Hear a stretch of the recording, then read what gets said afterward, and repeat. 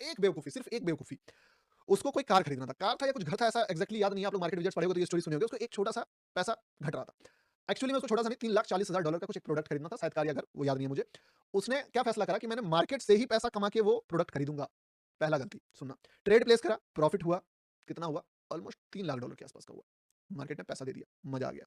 दूसरा गलती, वो क्या किया, उसके बावजूद उस ट्रेड को अगले दिन के लिए भी होल्ड करा कि मुझे $40,000 नहीं मिला है, अगर वो भी नहीं मिलेगा, मैं पूरा ही सामान जो प्रोडक्ट है, वो ट्रेडिंग से ही करके कमाऊँगा। इसी ट्रेड से कमाऊँगा, समझे बात को? इसी ट्रेड से कमाऊँगा।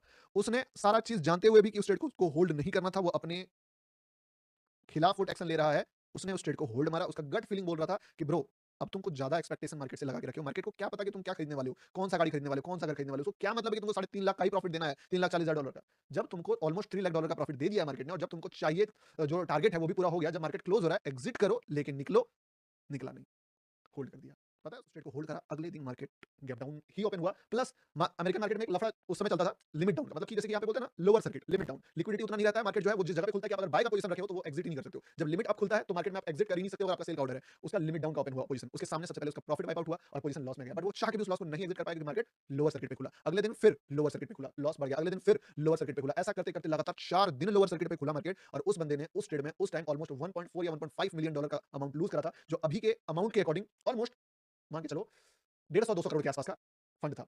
इतना पैसा लूज़ करने के बाद उस बंदे की ऐसी साइकोलॉजी खराब हुई कि उसके बाद जो ओवर ट्रेड फिर से करा, उसमें और पैसा उड़ाया और अपनी एंटायर लाइफ का जितना ट्रेडिंग से उसने पैसा बनाया था, उसका ऑलमोस्ट 50 टू 60% मनी वो बर्बाद कर दिया और जब वो अपनी वाइफ के साथ बैठा ना, मतलब उसकी वाइफ उसको बोले तुम ट्रेड करना, वो डर के मारे बोलने लगा कि भाई मैं सच बता रहा हूँ, मुझे अब मार्केट से डर लगने लगा है। मेरे से ना ट्रेड प्लेस नहीं हो रहा है, मुझे अपने आप से डर लग रहा है, मुझे लग रहा है कि मुझे वापस नौकरी पे जाना पड़ेगा। जो जॉब मैं पहले करता था ना, वो जॉब करने का डर सताने लगा है मुझे कि वापस वही, वो मैंने जो फ्रीडम हासिल करा, इस जर्नी को देखा मैंने, यहाँ से उठ के यहाँ तक का सफर देखा, अब मुझे इस लेवल पे फट रही है कि अब अगर मैं मार्केट में वापस से गया तो मैं जो बचा खुचा अपना पैसा है वो भी उड़ाऊँगा और फाइनली मैं जिस जगह से उठाऊँ ना उसके नीचे भी चला जाऊँगा, जहाँ से मैं आया था। आप सोच रहे हो?